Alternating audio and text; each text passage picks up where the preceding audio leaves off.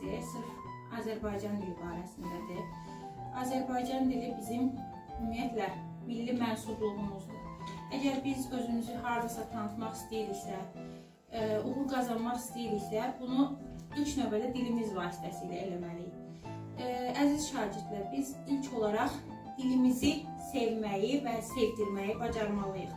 İstənilən yerə səfər etsək belə, istənilən yerə getmiş olsaq belə, yenə də öz dilimizdə danışmağı özümüz üçün qürur saymalı və nitqimizi, sözümüzü, cümləmizi, fikrimizi çalışmalıyıq ki, məhz bu dildə qarşımızdakı insanlara çatdıraq.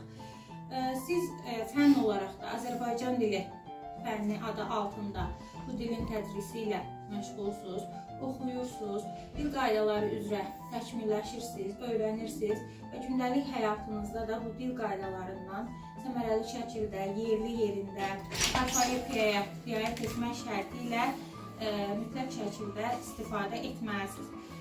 Necə ki özümüzü sevirik, necə ki xalqımızı, millətimizi, vətənimizi, ölkəmizi sevirik, o şəkildə də mütləq dilimizi sevməli və bir daha vurğulayıram, sevdirməyi bacarmalıyıq.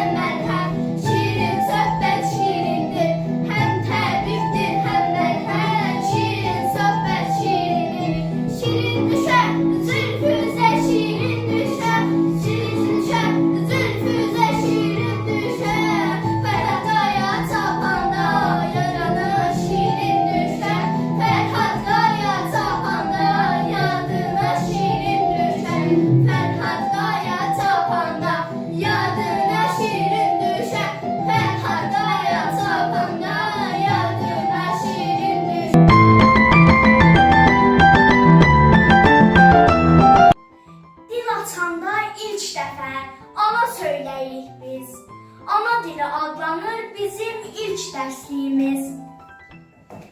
İlk mahnımız laylanı anamız öz südüyle içirir ruhumuza bu dilde cile cile. Bu dil bizim eşkimiz, ruhumuz, canımızdır. Bu dil birbirimizle ehdi peymanımızdır. Bu dil tanıtmış bize bu dünyada her şeyi.